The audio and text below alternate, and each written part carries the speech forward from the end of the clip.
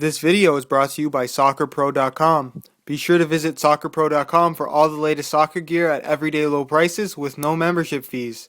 Don't forget to use coupon code SR4U at checkout for $10 off a $75 purchase, plus free shipping within the US. Hey guys, Josh from SoccerReviewsForYou.com, bringing you an Adidas line comparison for the current Fall 2012 line of Adidas shoes. This is obviously made up of 4 different lines, which is the Predator LZ, the Adipure 11 Pro, the F50 Adizero My Coach, and of course the Copa Mundial. The 4 lines from Adidas. I know you guys like to see this kind of line comparison video, so make sure you guys leave a like on this particular video and let me know in the comments down below of other lines that you want to see. I've already done the Nike line comparison video, so leave an annotation in the top left corner if you do want to see that. But if you guys want to see a Puma, a Diadora, a Lotto, any particular brand that you're interested in, leave a comment down below, let me know which one you want to see, and that'll be the next line comparison video that I will make. But as far as this particular line goes, Adidas is a little bit tricky because they have some extra shoes in their line, be it an SL version, which you're going to find with the LZ, as well as the 11 Pro, or just an alternate upper material, which is the Adizero, which you can get in synthetic or leather.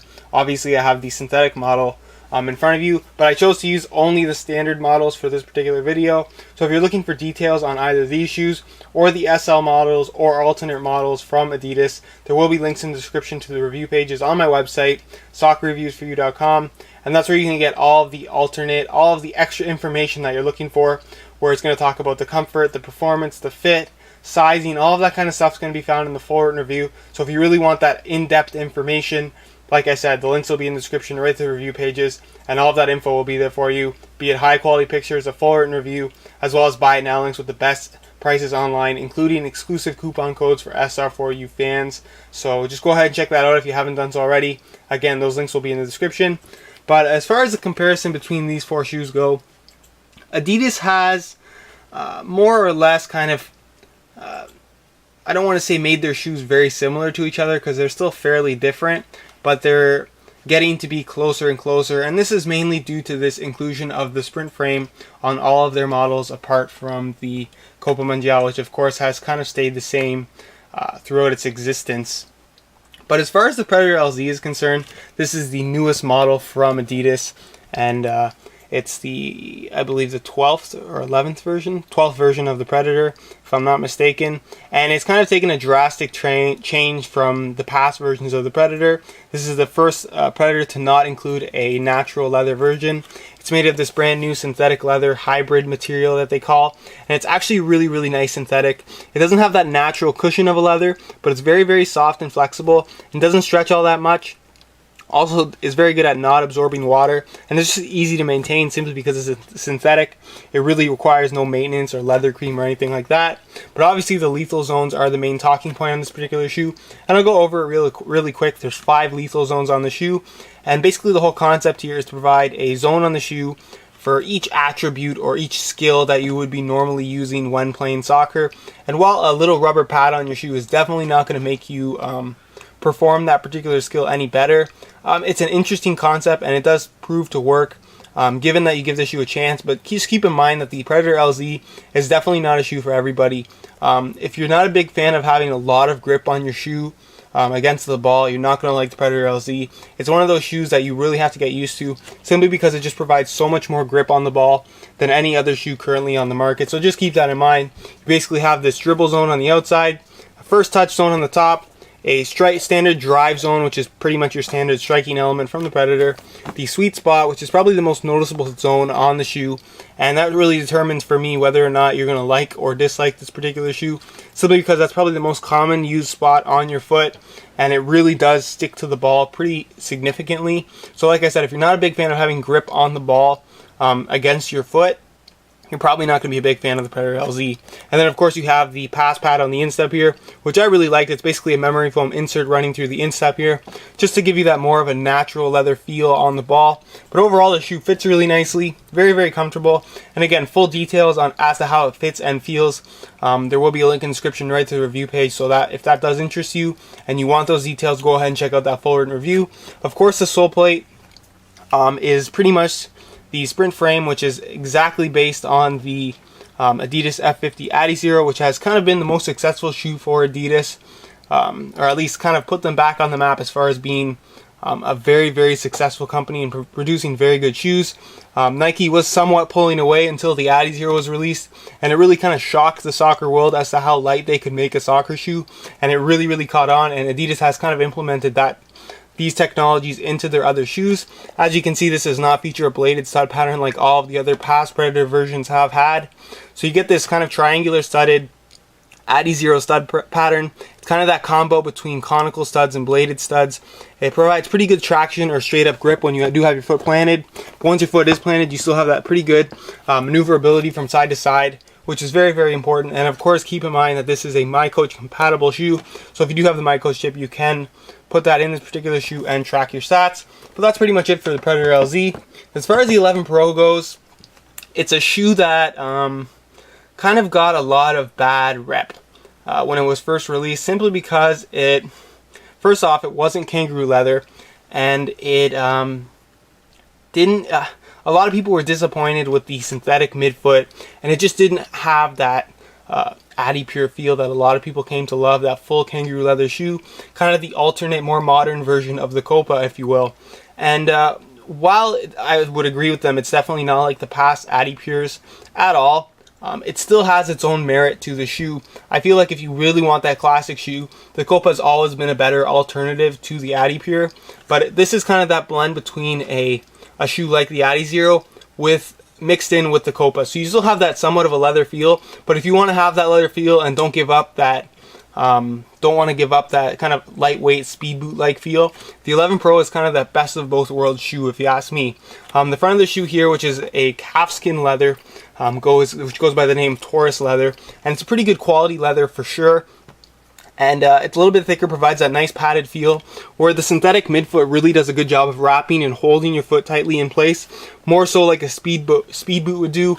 Of course, you also have the light, kind of lower cut heel area as well, and of course you have the nice padded leather tongue. So the overall feel of the shoe is more so of a leather shoe, but definitely still has that kind of lightweight speed boot like feel that I think a lot of people will like. If you tried the leather Adizero before and wanted something that just a little bit more kind of substantialness to it, or a little bit more bulk to it, the 11 Pro is definitely something that you should give a good look at.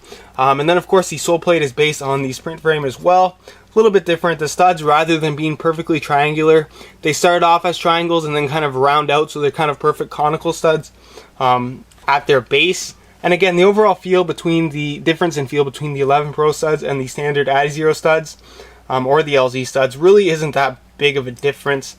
You're going to pretty much have that same feel. These ones, I would argue to say, don't provide as much grip when pushing off, but you do have more kind of maneuverability once your foot is planted. So definitely keep that in mind. If you're a bigger fan of conical studs, this is definitely one that you're definitely gonna like anyways. And then of course you have this little bit of a flex zone here in the midfoot here, and that's essentially a more flexible area of the sole plate. It's slightly thinned out, and that's just to give you a more flexible feel in the forefoot area. It bends a little bit more nicely, and it's supposed to help aid in kind of being more stable. And it definitely is a thinned out, more flexible area of the sole plate. Just keep in mind that if you're going to be playing on harder surfaces, that you may run into some issues with stud pressure. But should you be playing on firm ground, natural grass surfaces, you're definitely not going to have any issues. And of course, this is MyCoach compatible, as are all of the current Adidas models. So if you do have the MyCoach chip, you can place that in the shoe and track your stats. And then arguably one of the most popular shoes from Adidas is the F50 Adizero MyCoach. Like I said, I have the synthetic model in front of me, where there's also a leather model, which is arguably more popular than the synthetic. But definitely, if you've been a fan of the Adizero and you've kind of been consistently buying these shoes, I would definitely recommend trying the alternate version if you haven't done so already. So if you've been only wearing the synthetic and haven't tried the leather, I would recommend doing that. If you've only been wearing the leather ones and haven't tried the synthetic, I would definitely give the synthetic ones a try, because a lot of people kind of write off the synthetic ones as the inferior model between the two, just simply because a lot of the pros are opting for the leather version as opposed to the synthetic model. And I definitely think the synthetic that Adidas is producing is definitely getting better. The shape is still not exactly perfect yet, but I would argue to say that the synthetic model provides that tighter feel overall. The leather model, I find, seems to stretch quite a bit, where the synthetic model is going to just be a lot thinner of a thinner feel, and provide that closer barefoot feel, which I think a lot of people are looking for from such a lightweight shoe. It's also a little bit lighter on the scales. Not something that's super noticeable on your feet, but for those of you that like to count every single gram, the synthetic model is a little bit lighter. But like I said, this is the sprint skin upper on the synthetic model, where the leather model is a calfskin Taurus leather upper. So like I said, if you want to check out the full written reviews as far as sizing and all that kind of fit, comfort, all that stuff, there will be a link in the description to the review page for this shoe, as well as the leather version. So go ahead and check that out if you haven't done so already. And of course you have the sprint frame, which is the original sprint frame, which is what Adidas has based all of their current models off of this particular shoe. And it's basically a very thin plastic lightweight sole plate. It's one piece with the heel counter included, and very flexible, very lightweight, and includes these triangular studs. I'm not going to explain them again, but like I said, provides that best of both worlds between conical and bladed studs. Then of course you do have the MyCoach slot, which is compatible with the MyCoach chip, so if you do have that, you can place that in your shoe and track your stats while you're playing. Like I said, guys, if you want more information, go ahead and check out the full written review. And then of course the last shoe that Adidas, it's kind of the classic, it's the Adidas Kopelman Gel. Before you guys say anything, I realized the tongue is not there. I did modify this particular shoe. I cut the tongue off. I did do it properly. Just keep in mind that when you do modify any soccer shoe from any company, you're always going to void the manufacturer's warranty. So if something were to go wrong, you're pretty much on your own if you did kind of modify your shoe in any shape, way, or form. But this is pretty much the Kopelman Gel. It's definitely by far the heaviest of the models from Adidas. I definitely wouldn't call it a heavy shoe. It has 11 ounces or so as far as a weight range goes, which is slightly above average for most modern soccer shoes. Obviously soccer shoes are getting lighter and lighter, which I'm not sure is a good or bad thing. A lot of people are definitely more concerned with weight now than they ever have been before. But something like the Kopelman Gel is still one of my favorite shoes. I always tend to wear the Kopelman Gel. It's really a solid shoe. It's made of, it's still made in Germany, handcrafted, full kangaroo leather upper all the way around, and it's just very high quality leather. Fits fantastically well. And just like, if you haven't gone and checked out the full review on my website, guys, go ahead and check that out. There will be a link in the description, and it kind of really goes into depth as to how the shoe does fit and how comfortable it can be.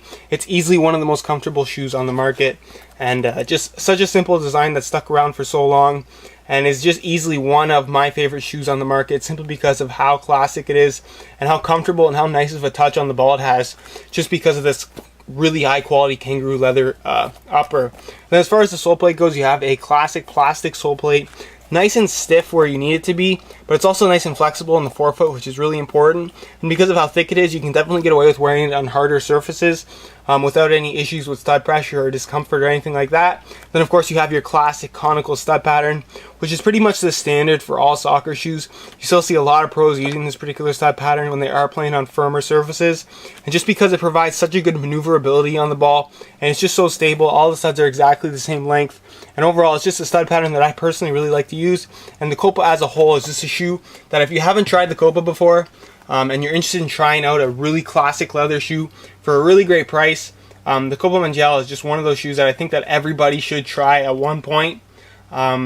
It's just that good of a shoe, and once you try it, you may not go back. But that's pretty much it for the Adidas line for the current fall 2012. Like I said, guys, if you have any questions related to the video or have any other suggestions for other lines that you do want to see compared, of course I have already done the Nike line, like I said.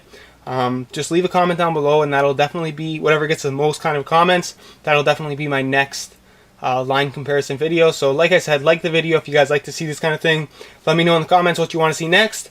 And go ahead and check out the Facebook page if you haven't done so already, guys. Any new updates that, as far as products coming in, or any new reviews that go up on the website, soccerreviewsforyou.com, all of that gets posted on Facebook. So if you just want to be up to date with all of my content, go ahead and check out the Facebook fan page if you haven't done so already.